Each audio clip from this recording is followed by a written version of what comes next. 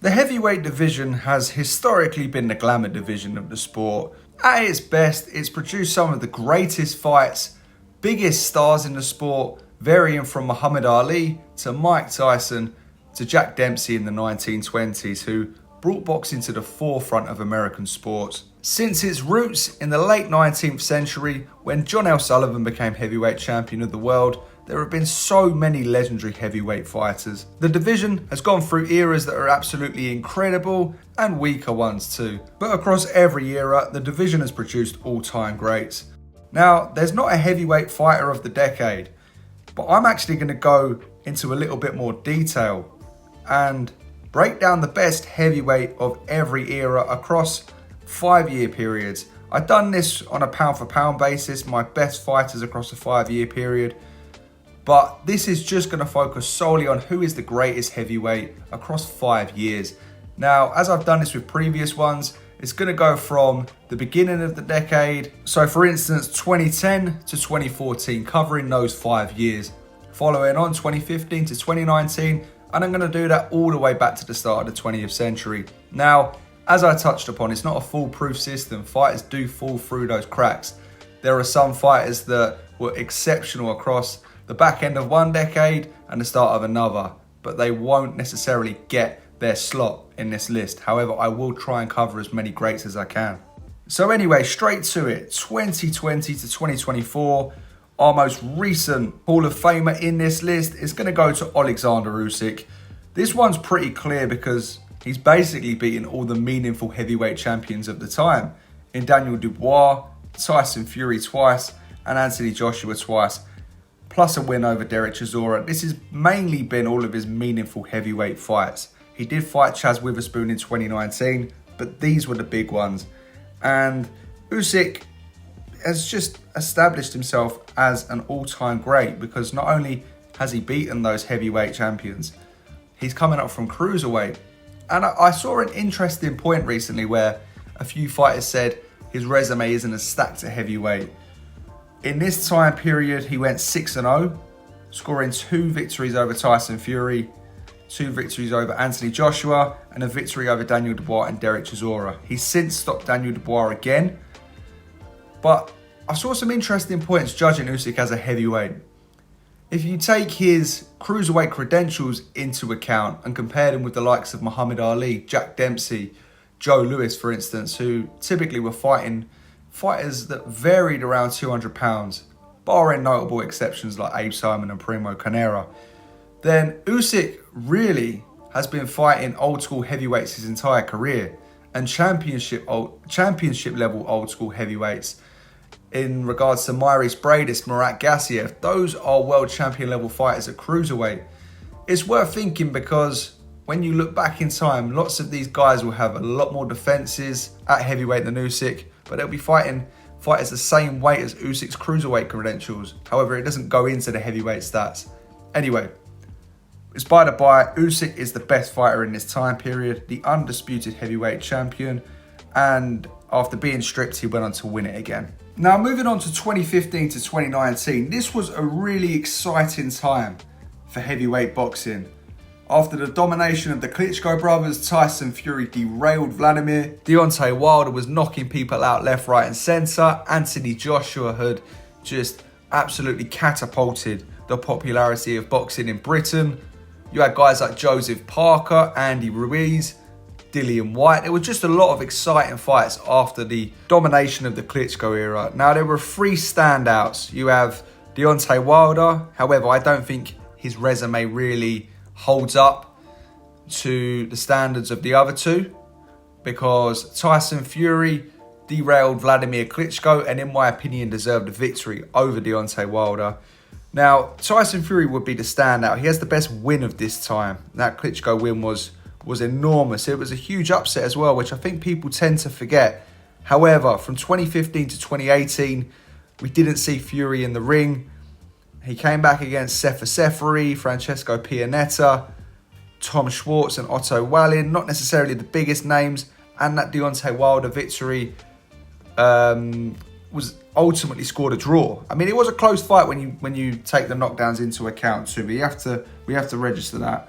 He would avenge those avenged that draw twice in brutal fashion in the 2020s, which then really, after Joshua lost to Andy Ruiz, cemented him as the best heavyweight until Usyk came along. However, I'm going to give this to Anthony Joshua, who won the world heavyweight title in 2016 over Charles Martin, who I think is, without a doubt, one of the weaker champions in heavyweight history. He went and defended it a few times before having that absolutely incredible fight against Vladimir Klitschko. Now, Vladimir Klitschko was past his best. However, that fight and what Joshua showed that he had within to get through that level of a war against someone that was, yes, towards the very back end of their career, but also had that experience. I mean, that was the fight being that good after a pretty mundane era of heavyweight boxing, with Joshua's popularity on the rise, the British interest in him, climbing off the canvas when it looked like he was going to be wiped out before this had all started. It was just huge. It was an absolutely huge fight for British boxing. And further victories over Carlos Takam, but I think most impressively, unification victories over Joseph Parker and a stoppage over Oleksandr Povetkin cement Joshua as the best heavyweight of this era. He did lose to Andy Ruiz Jr., however, he did ultimately avenge that defeat right at the end of 2019 against an albeit out of shape Ruiz. But Ruiz is a good fighter. I think Joshua's resume goes under the radar in these years. Ultimately, in the 2020s, he's lost to Usyk a few times, which there's no shame in that, and Daniel Dubois. But from 2016 to 2019, he was looking extremely solid. There's a reason that upset against Andy Ruiz was such a big deal. And a knockout of an undefeated Dillian Whyte also just takes it to another level. Joshua from 2015 to 2019 is my best heavyweight.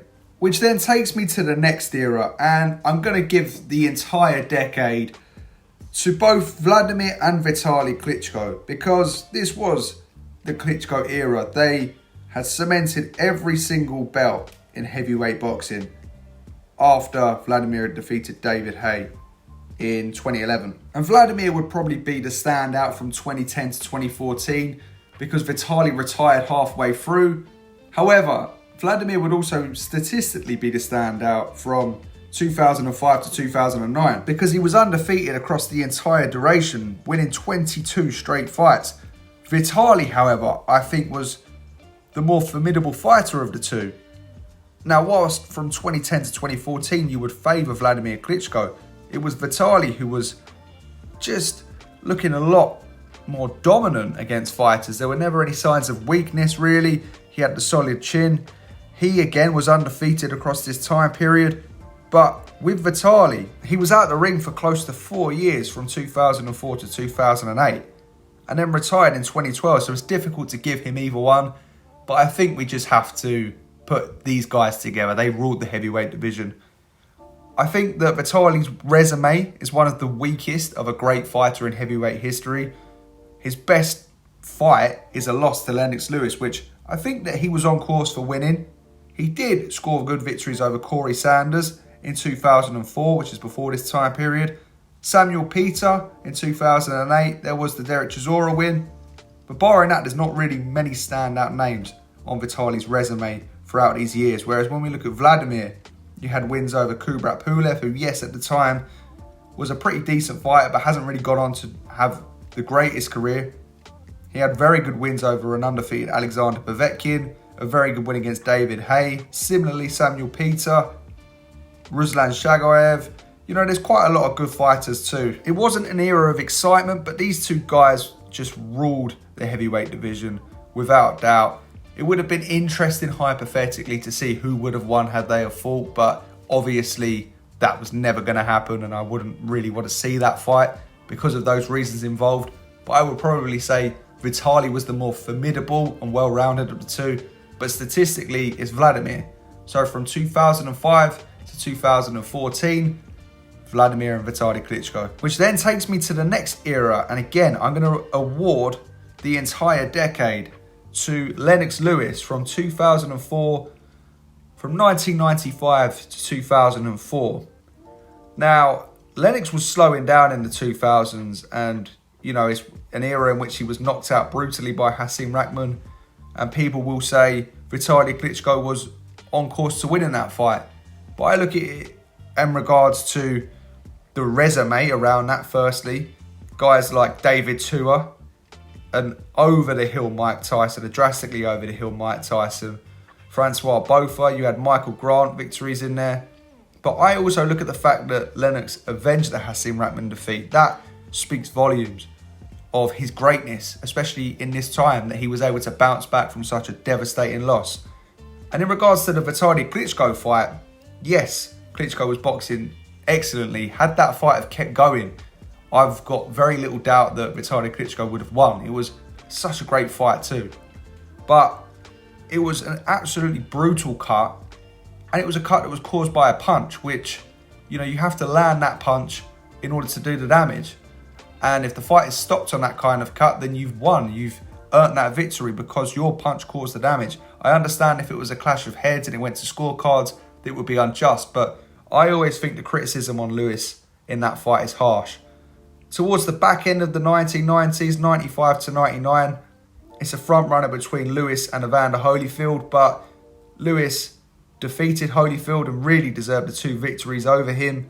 And around that, became the undisputed champion with that. But around that time, stopped Andrew Golota, beat Oliver McCall, avenged his other defeat, Ray Mercer, Tommy Morrison, amongst others. Evander Holyfield is an excellent shout for that time, but I can't put him over Lennox, who beat him twice. In my opinion, he got 1 victory and the other was a draw. Which then takes me to the early 1990s. Now, Lennox is obviously a shout, probably the 1990s fighter of the decade. He had his victories over Mike Weaver, Glenn McCrory early on in his career, winning the British and European titles. Derek Williams to win the Commonwealth title. Then he moved into world level, obviously beating Tony Tucker, Frank Bruno and Phil Jackson, before getting knocked out by Oliver McCall in 94. I'm not going to give this one to Lennox Lewis. The era ended with George Foreman becoming the oldest heavyweight champion against the very, very good Michael Moore, who people forget Moore. He was such a good fighter. He's known more so for his loss to Foreman, but he defeated Holyfield in his time. There was Tommy Morrison too, but for me to stand out, and the winner of this is going to be Evander Holyfield. Riddick Bowe would be a good shout too. He beat Holyfield in that incredible first fight in this time. One of the greatest fights in boxing history, regardless of weight divisions. But ultimately, Evander would avenge that as well towards the back end of the time. Their third fight was out of this time period, which doesn't really make any significance to the result here. But it's more so avenging that defeat and the fact that fight was so good, that first fight. But around that, just his achievements and his resume. There was the victory over Buster Douglas in 1990 to become undisputed heavyweight champion. Landing that right hand after Douglas overreached with the uppercut. The stoppage over Burt Cooper, one of the toughest fighters you could wish to fight, Burt Cooper. That Burt Cooper-Michael Moorer fight in a similar time was just nuts too. Burt Cooper was a beast. There was a very, very good victory over George Foreman, which, as we say, later on in the decade, aged even better. George was incredibly tough in that fight.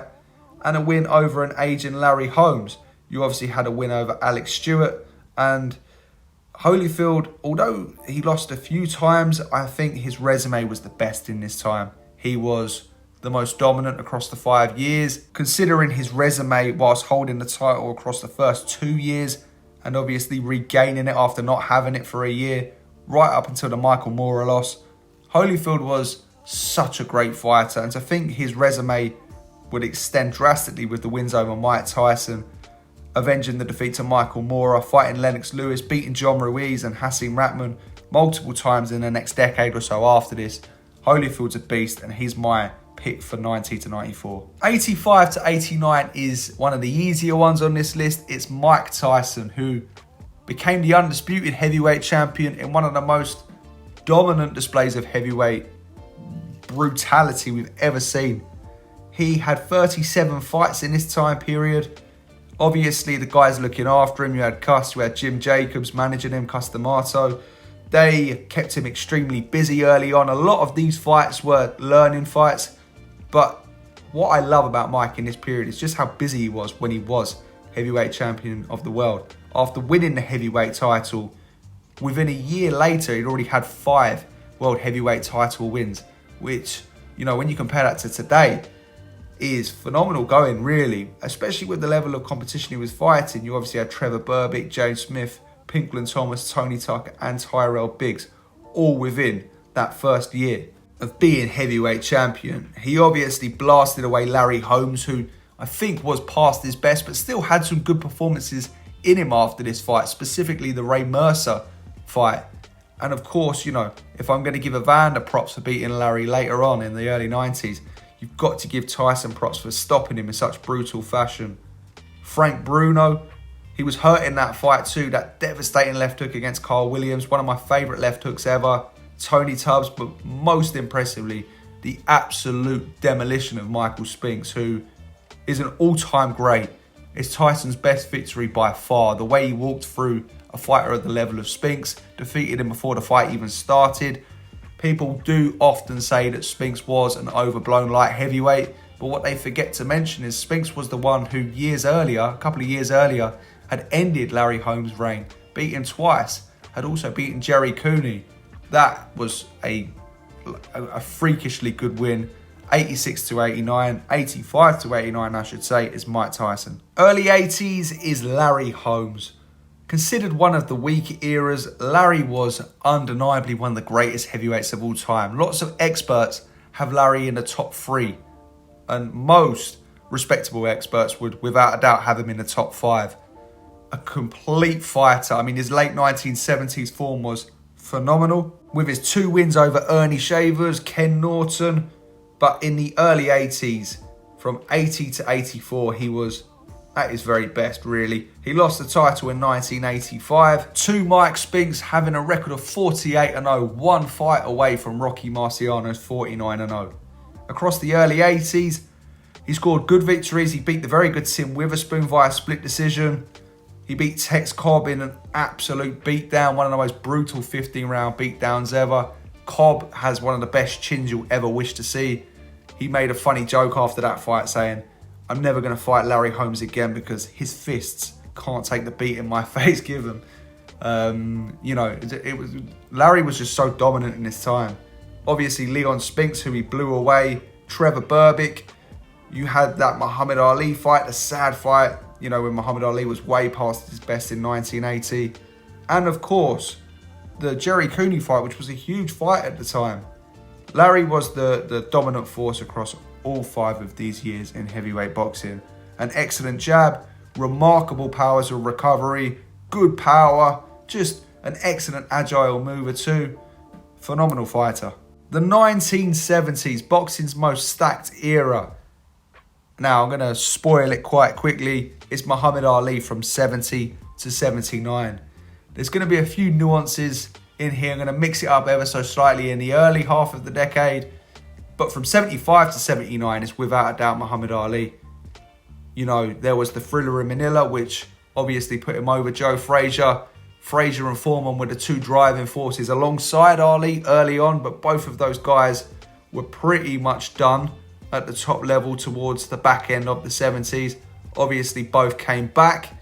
You had Frazier in the 80s, the very early 80s, and Foreman in the 90s. But Foreman, after his loss to Jimmy Young in 1977, never boxed until 1987. Whereas Muhammad Ali was still beating really, really top fighters in the late 70s. Most notably, you had the likes of Ernie Shavers, one of the hardest punchers of all time. I mean, that fight, some of the damage he took in that fight, that 15th round. Whew. Ken Norton in the 3rd fight at the New York Stadium, the Yankee Stadium. Now, I'm going to be honest with you, I don't think he won that fight. However, it was a great fight. I think Ken Norton deserved to win that fight. But you had the victories over Jimmy Young, Richard Dunn, and ultimately, that Thriller in Manila against Joe Frazier in 1975. I mean, the most brutal fight you could ever see in heavyweight division. And ultimately, the end of the 70s marked the end of the great Muhammad Ali's career. There was the loss to Leon Spinks and becoming the first ever 3-time heavyweight champion in the rematch. So the last 5 years are Muhammad Ali's. As are the first 5 years too. I mean, again, his resume was just phenomenal. But I'm going to have to tie this as well with both Joe Frazier and George Foreman. Now, it's a little bit of a tricky one because George Foreman would stand above Joe Frazier for me because of the way he absolutely obliterated Joe Frazier in 2 rounds. He also obliterated Ken Norton too, who beat Muhammad Ali in those first 5 years and gave him such grief across the entire decade. However, Muhammad Ali did knock George Foreman out. Joe Frazier, standing alongside the two, was the only one to defeat Muhammad Ali over George Foreman. Obviously, Ken Norton defeated Muhammad Ali too, but the way in which Norton was obliterated by Foreman takes him out of the picture. But for Joe Frazier, he held the title for the first 3 years until he was beaten by George Foreman and ultimately Muhammad Ali in 1974 in the rematch. But he also defeated Joe Bugner. And if we look at Muhammad Ali's resume in these years, I mean, it's incredible. These three, what they were doing in these years was just crazy. I mean, he had another victory over George Savallo, Floyd Patterson, Joe Bugner, the 2 fights against Ken Norton, one in which he won, 2 fights against Joe Frazier, one in which he won, a stoppage over Jimmy Ellis, Oscar Bonavena, Jerry Quarry. You know, Ali's resume is the best of the 3 out of this time, but he wasn't even champion until 1974, having lost the original title when he was exiled in 1967. He won the NABF heavyweight title over Bonavena, but when he fought for the legitimate heavyweight titles to Joe Frazier, he lost in the fight of the century. So for these 5 years, I'm going to go with the trio of Frazier, Foreman and Ali. 65 to 1969 is undoubtedly Muhammad Ali, with wins over Sonny Liston, the controversial, iconic rematch, the first round knockout with the Phantom Punch, another stoppage over Henry Cooper, another stoppage over Floyd Patterson. He stopped him in the 70s. He defeated George Savallo 1 of 2 times, Brian London, and his best performance against Cleveland Williams in this time, his best career performance. He stopped Zora Foley in his final fight before being banned and punished Ernie Terrell over 15 rounds. These years were Muhammad Ali's from 65 to 67 when he was banned. He was the greatest heavyweight boxing's ever seen. He was fast, athletic, had a phenomenal chin, excellent reflexes, crazy hand speed. This was him at his very best. It's worth giving Joe Frazier a shout too. He didn't win the heavyweight titles until 1970, although he did win the NYSAC in 68 over Buster Mathis. In these years, he stopped Jerry Quarry, Manuel Ramos, George Savallo. Stopping George Savallo is no easy feat. Obviously didn't knock him down, but stopped him on his feet. But these years are going to go solely to Muhammad Ali. Now, the early 60s. Now, this was a year in which there were 2 separate champions. Well, 3 separate champions, actually. You have Floyd Patterson, who was champion across the late 50s. And going into the 60s, he had lost his title to Ingemar Johansson, but he regained it in 1960. So the Swedish heavyweight champion, Sweden's only ever heavyweight champion, Ingemar Johansson, started the decade as heavyweight champion. He lost it to Patterson, who became the first man to regain the title in 1960. Patterson won the rematch via knockout and stopped Tom McNeely, but he is not the standout at this time period. The standout of this time period is Sonny Liston. From 1960 to 1960, I would say 3, not 4, Liston went on potentially one of the greatest runs ever in heavyweight history. It actually started back in 1959 when he started wiping out the contenders, but to put it into context, what Liston done in these years was practically wipe out every contender before getting a shot at the champion. I don't think anyone else has done that. He stopped Cleveland Williams, a fearsome puncher, twice in 2 rounds and 3 rounds. He stopped Nino Valdez, Willie Besmanoff, Howard King, Roy Harris, Zora Foley, and Eddie Matcham, who he beat on points, all basically clearing out the entire list of notable contenders. Those that wouldn't fight him obviously avoided that, but every contender that boxed him was blown away over a 3 to 4 year period. Now, Liston had affiliations with the mob. He was tied up deeply with the mob.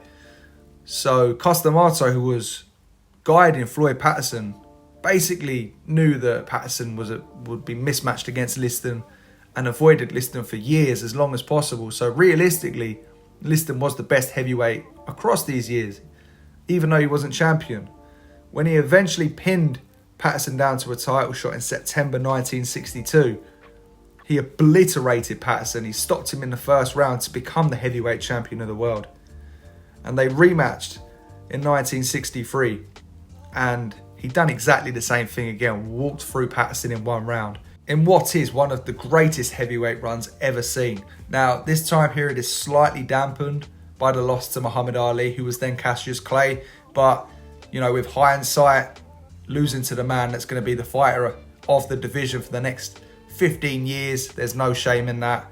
But Sonny Liston from 60 to 64, one of the most underrated and under-talked about runs in history. Now, 55 to 59, this is where Floyd Patterson does get some love, because he was pretty much the dominant heavyweight champion after Rocky Marciano's retirement from 56 to 59. As I said previously, he did lose to Ingemar Johansson in June of 1959 and was dropped so many times in that fight. I believe he was dropped over 7 times.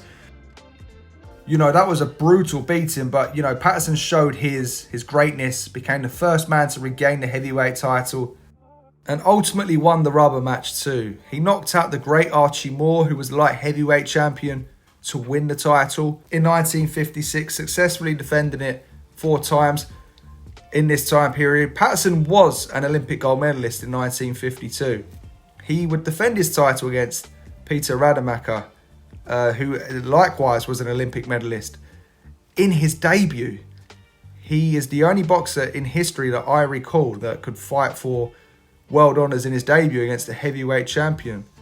Patterson stopped him in 6 rounds, but still, it's an interesting statistic. I remember when Lomachenko turned pro, everyone said, you can't do that. It's never been done before, but Patterson defended his world heavyweight title against the debutant. Patterson had fast hands, some of the fastest combination punches ever seen for a heavyweight. He was very small for the heavyweight division. Eventually retained his title 2 more times successfully after winning it against Johansson, and is one of the underrated fighters in heavyweight history. Which takes me then to the early 1950s, a pretty competitive era early on in heavyweight history, against 2 of the smaller heavyweight, well, actually 3 of the smaller heavyweight champions in Jersey Joe Walcott, Ezzard Charles, and of course Rocky Marciano. Now, Ezzard Charles was such a great fighter. He won the NBA heavyweight title in 1949, defeating Jersey Joe Walcott for the first time. He defeated Gus Lesnovich, Joey Maxim, but won the heavyweight titles in 1950 against Joe Louis. He would defeat Jersey Joe Walcott for a second time, defending those titles. Charles successfully retained the titles 4 times. And anyone that knows Ezzard Charles' story knows how phenomenal he was at light heavyweight. Without a doubt, boxing's greatest ever light heavyweight. He never even got a title shot. He cleared up the legendary middleweights in Charlie Burley, amongst others, and moved all the way up to heavyweight and became one of the great heavyweight champions. Jersey Joe Walcott in their third fight landed one of the most perfect uppercuts you'll ever see to win the heavyweight title, and won the rematch too. 2 great victories for Walcott before losing to the man I'm giving this time period, Rocky Marciano. Marciano had, in the early 50s, taken on some of his more underrated victories. You had the contenders in Rex Lane and Roland Nastaza, who he would defeat twice in these years. He would obviously knock out Joe Louis, who was well past his best at this time. But in knocking out Jersey Joe Walcott had just scored 2 great victories against Ezzard Charles as heavyweight champion. And he was down on the cards and climbing off the canvas to do so. And of course, he stopped Ezzard Charles and beat him twice, the first time over 15 rounds. Those 4 victories against Charles and Walcott are legendary. Marciano was the most relentless heavyweight champion history's ever seen. In 1955, he sealed his career with knockouts over Archie Moore, once again climbing off the canvas, and Don Cockle, From 1950 to 1954, Marciano was the best heavyweight in the world. Now, this is a portion in which this video is going to be drastically sped up because we're going across an entire decade that was ruled by one man, Joe Louis. And I'm just going to give a little bit of a spoiler. I'm going to give Joe Louis 15 years from 1935 to 1949 because Louis's career is a joke. He is the most dominant heavyweight in history, bar none. He obviously has the longest ever individual reign in history, just going over 11 years. 25 successful consecutive title defenses in that. But the thing that I like about Joe Louis more is, you know, when you look at that reign from 1937 to the end of the 40s, it's incredible. But from 1935 to 1937, he knocked out every former heavyweight champion that came before him. He knocked out Jack Sharkey, he knocked out Max Baer, he knocked out Primo Carnera, guys like King Levinsky, Max Schmeling during his reign. He only lost one time across that 15-year period. Louis would spend a few years out of the ring due to the war. He won the heavyweight title in 1937 when he knocked out the Cinderella Man, James J. Braddock. He then subsequently avenged the only defeat he'd ever suffered against Max Schmeling in what was the biggest fight boxing's ever seen. This was on the eve of World War II, 1938, the American against the German. This was the only man that had ever knocked Louis out. World heavyweight titles are on the line. The propaganda machines are on full flow. And Louis, I believe the story goes, the president called him and said, "You're fighting for the good guys here." So he had that kind of pressure on him, plus the fact that Schmeling had knocked him out. And he went out and defended the title with a brutal first round knockout. He then followed that up with a brutal first round knockout over the light heavyweight former champion John Henry Lewis, and another first round knockout over Jack Roper. There's a section of Lewis's career between 1939 to 1941 in which he successfully defended the title a staggering 13 times. He was working at a rate that no other champion has been able to emulate since at title level in the heavyweight division. Now, history knows this era as the Bum of the Month Club because he fought 7 defences in 7 consecutive months. But I believe that gets twisted these days, and I feel that's overly harsh, the term Bum of the Month. It was created by the media, and I think it impacts the way people view Lewis's legacy through these years. You know, people perceive it as the champion constantly facing light touches in a short time frame, but it's not true because 5 of the opponents he defeated in this time in Buddy Bear, Tony Galento, who actually dropped Louis, Bob Pasta, Arturo Godoy and Abe Simon were ranked in the top 10 heavyweights in the year they fought Louis. Multiple others entered the top 10 in other years during Lewis's reign, so to call them bums when they were top 10 ranked heavyweight contenders, I think is harsh. Louis would face the Hall of Fame light heavyweight champion Billy Kong, being down on the cards and securing a knockout in the 13th round in a great comeback, and ended the reign with 2 wins over Jersey Joe Walcott, one controversially by points and the other via knockout. And whilst Louis claims 3 different 5-year periods with the greatest run in heavyweight history, alongside Muhammad Ali, the only 2 to claim 3 5-year periods. The early 30s were a very competitive era. There were lots of the heavyweight title passing hands. You had James J. Braddock, the Cinderella Man, who had obviously upset Max Baer, who was the hardest puncher ever at the time, people thought. Max Baer had killed fighters in the ring with his power. You had the enormous Primo Carnera, who wasn't really deemed as a great heavyweight, and he lost the title in 1934 to Max Baer. There was Max Schmeling, who was the heavyweight champion very early on in the 1930s. He ultimately won the title to Jack Sharkey on a foul, and he had a phenomenal fight of the year against young Striblin, a fighter whose weight jumping feats are incredible and had well over 120 knockouts. Schmeling also defeated the former welterweight champion Mickey Walker in this time. Jack Sharkey, who lost the first fight to Schmeling via DQ for the title, won the rematch in 1932 via split decision before losing to Primo Carnera. It's a very turbulent time for the heavyweight division. You also had freakish smaller fighters like Mickey Walker, who moved up to heavyweight and defeated a few contenders, and also took the future heavyweight champion Jack Sharkey to a 15-round draw. When you look at the size of Walker, he's about the same size as Roberto Duran, and he nearly defeated the future heavyweight champion. You had Tommy Loughran, who had already fought the likes of Harry Greb and Gene Tunney in the 1920s. But the light heavyweight world champion would move up and defeat King Levinsky, Max Baer, Paulino Azcudun, and Jack Sharkey before losing to Primo Carnera. So it's really difficult to pick a standout in this era. But if I had to make my pick, I would probably go with Max Baer. Now, he did lose to Tommy Loughran and Paulino Azcudun early on.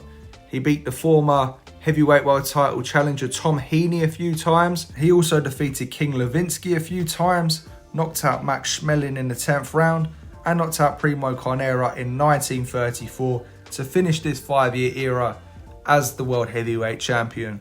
Baer used to joke about in the ring, and his loss to James J. Braddock, who really was the Cinderella man, really was a no-hoper, remains probably a top 3 upset of all time.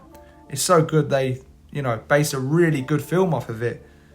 Baer was a monstrous puncher for the time. His overhand right was terrifying, extremely strong, extremely fit, and a great fighter.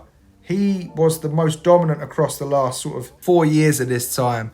From the middle of 1931 to 1934, he would never lose a fight, where he would defeat the likes of Primo Carnera, Max Schmeling, King Levinsky, Ernie Schaff, Tuffy Griffiths, and Tom Heaney. And on the subject of Tom Heaney, he was Gene Tunney's last ever fight in the late 1920s, defending his heavyweight title against Heaney in 1928, which takes me to the greatest heavyweights of the late 1920s. Now, Gene Tunney won the heavyweight title off of Jack Dempsey in 1926. Jack Dempsey never won a heavyweight world title fight beyond 1925, so it's definitely not going to be Dempsey. In fact, as much as I like Jack Dempsey, he never won a fight for a world title on the line after 1923. He did KO Jack Sharkey in 27, which is a good win. But Gene Tunney was the heavyweight champion of the world from 1926 to his retirement in 1928 after he stopped Tom Heaney. He had those 2 victories over Jack Dempsey. And it's going to be Gene Tunney that takes my pick here. You had future heavyweight champions in Jack Sharkey and Max Schmeling lurking around, but they weren't really winning fights at that top level in the same degree that Tunney was. And Tunney was undefeated as a heavyweight, although he didn't have as many fights as his light heavyweight campaigns. He was fighting guys that would go on to become great heavyweights at light heavyweight. Harry Greb, who became the leading contender for the heavyweight title in the late 1910s, and Tommy Loughran himself, who defeated 3 different heavyweight champions. Now, those aren't heavyweight fights as such, they're light heavyweight fights. But I think the resume of that level of fighter, the win over Harry Greb, the wins over Tommy Loughran, the wins over Georges Carpentier as well, who challenged Jack Dempsey for the heavyweight title. They don't fall into that heavyweight category, but heavyweights of that era on the whole weren't necessarily that big. He obviously beat Jack Dempsey twice too to win the heavyweight titles, and that was a colossal victory because Jack Dempsey was not only the biggest boxer in the world, but probably the biggest sports star, especially in America. His rise from homeless fighter to world champion boxer, I should say, was astronomical. Just the way he butchered people, drew hundreds of thousands and millions of people to the sport. We're going to touch upon Dempsey in the early 20s, but Gene Tunney brought more of a scientific punch and move nature to the heavyweight division, which didn't go down as popular as Jack Dempsey, but ultimately proved to be one of the most consistently brilliant and dominating styles in all of boxing. Tunney avenged the only defeat of his career to the unbelievable Harry Greb. So he's going to be my pick from 25 to 29. Which then takes me to 1920 to 1924. This is Jack Dempsey's era. He won the heavyweight world title, absolutely massacring Jess Willard in 1919 for the belt. Ambulances were ringside for Dempsey, who thought that this giant was going to absolutely slaughter him. And Dempsey put on the most brutal heavyweight championship beating the world has ever seen. And it just encapsulated the audience. They couldn't believe this homeless man would be so vicious with his short back and sides haircut, that snarl on his face. He broke Willard's rib cage in that fight, multiple ribs. His orbital bone knocked out, a few teeth as well. He was the heavyweight champion throughout this entire era. Now, he didn't actually fight for 3 years from 1923 to 1926. And his activity as a champion wasn't really high. He never fought in 1922. He boxed just once in 1921. As I say, he had 3 years out from September of 1923 to 1926. But you have to understand the influence Dempsey had as a mainstream celebrity in the world of boxing. He catapulted boxing into the mainstream of American sports. Jack Dempsey is the reason that not just boxing, but sports are broadcast live. His fight was the first ever sport that was broadcasted across the radio waves. In the time period, he took, you could argue, easier fights than were on the table.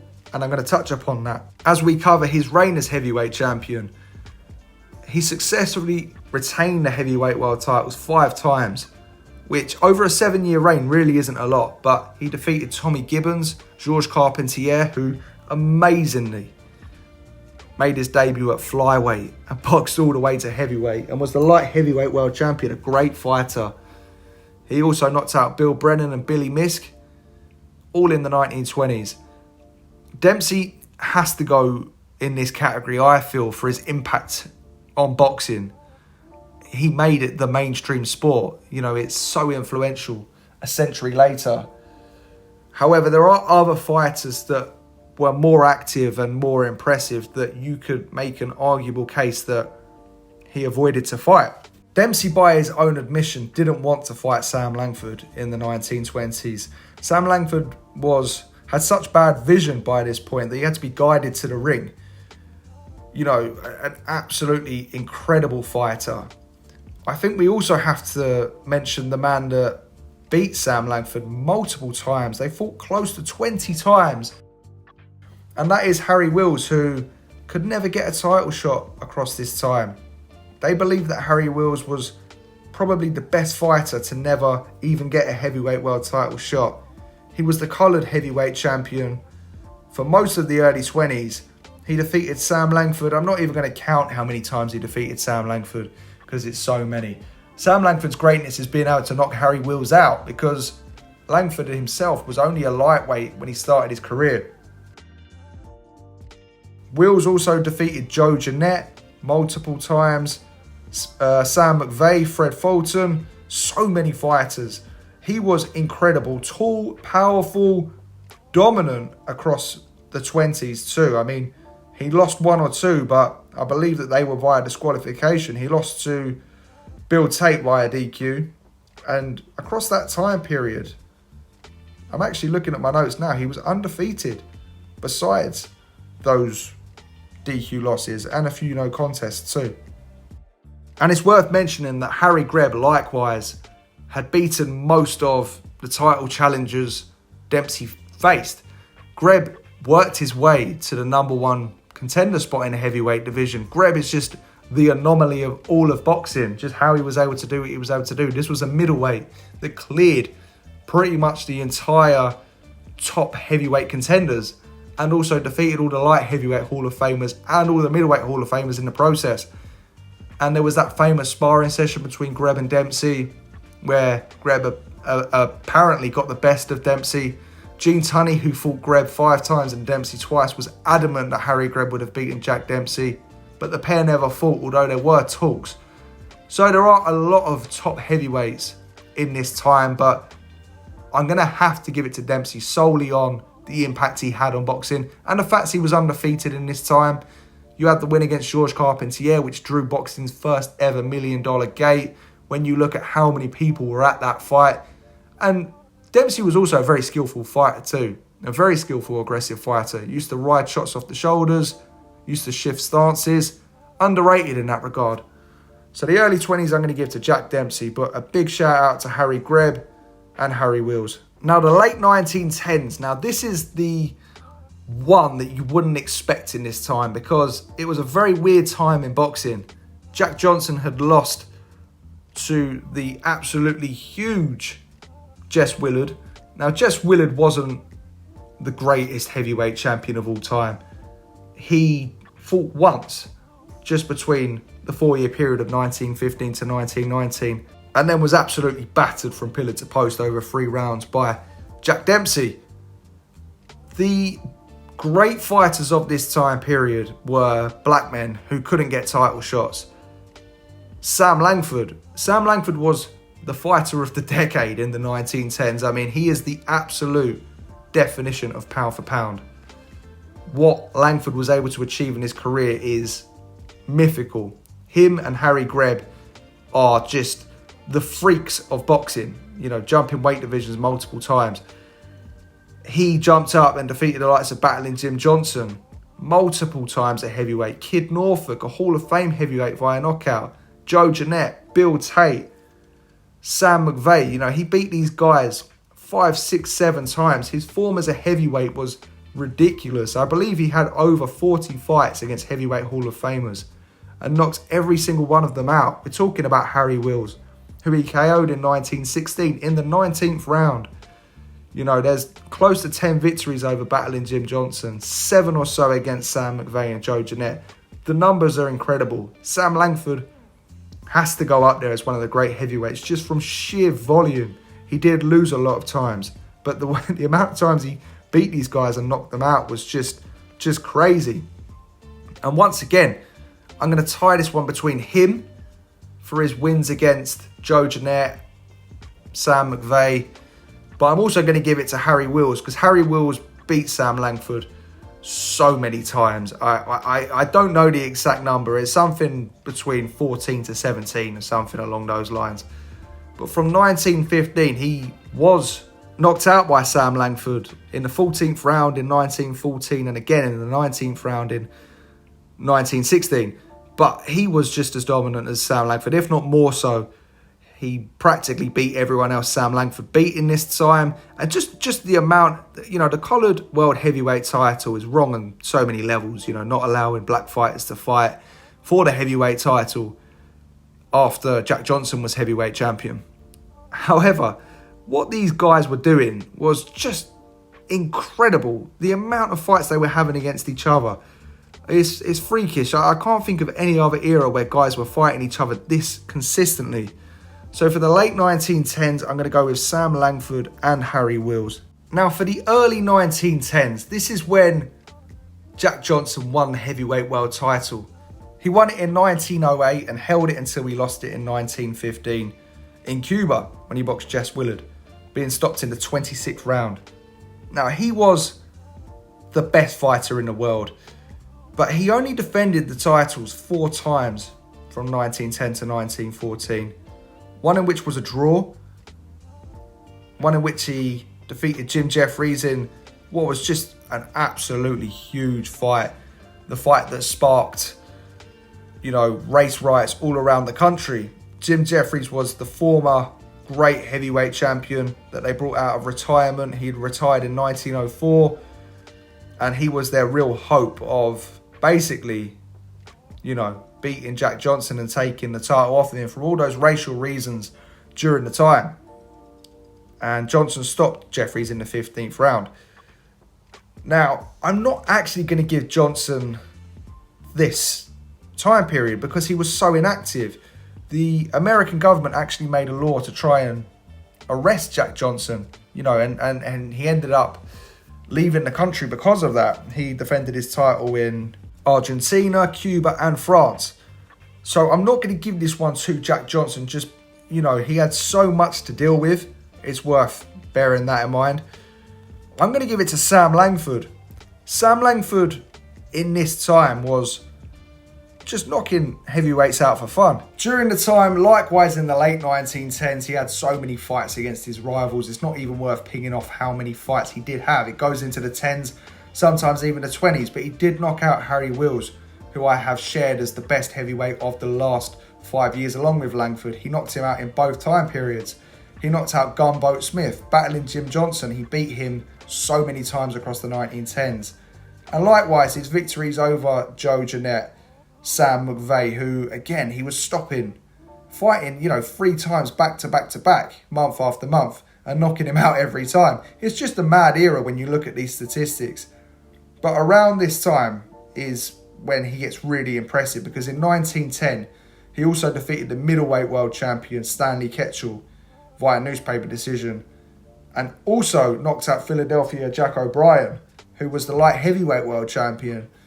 But his heavyweight credentials are just so incredible. He fought probably 20 to 30 times more than Jack Johnson in this time. So I'm going to give him the pick here, because he was just facing so much tough competition. And whilst it might seem bizarre not to give Jack Johnson the era in which he was the first ever black heavyweight champion, an absolute, incredible achievement for the time, I am going to give him his run of form from 1905 to 1909, because this is where he was really facing the likes of the guys that Sam Langford built his name off as a heavyweight. Johnson actually defeated Sam Langford in this time period.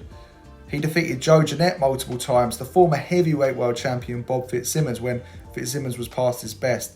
He KO'd fireman Jim Flynn, beat Tommy Burns to become the heavyweight world champion in 1908. I mean, this is, without a doubt, Johnson's era. He also defeated Stanley Ketchel, the great middleweight champion, via knockout in the 12th round.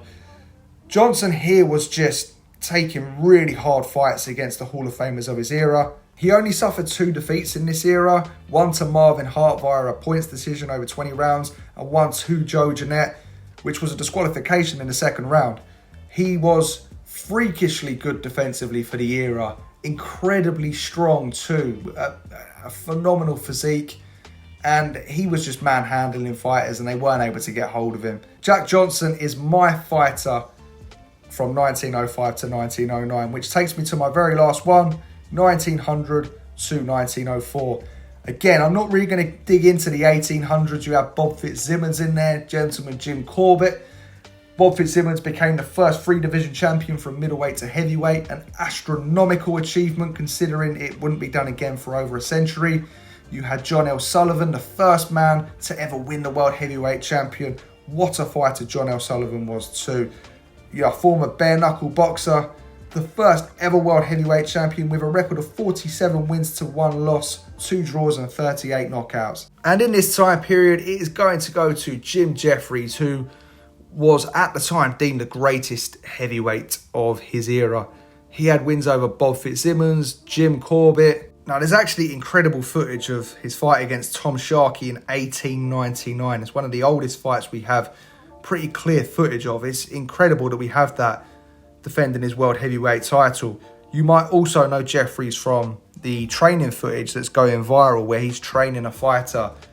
He retired with a record of 19-0 with 2 draws, 16 knockouts to his name.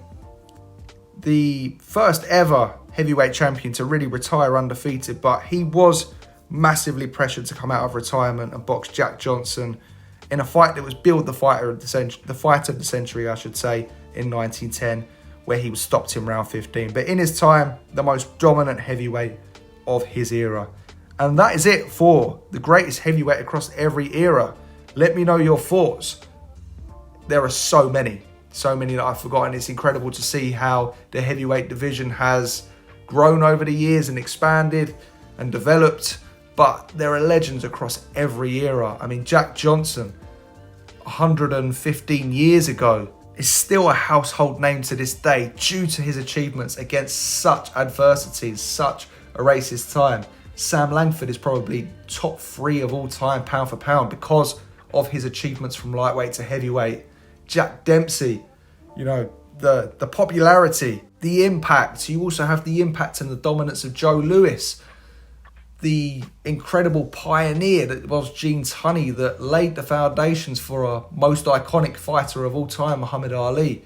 Mike Tyson, who just blew the heavyweight scene up, and now Oleksandr Usyk, who is baffling the heavyweights with his skills.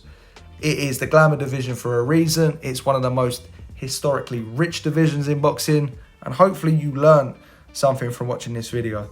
If you enjoy the content, please make sure to like, comment, share and subscribe to the page because it massively helps.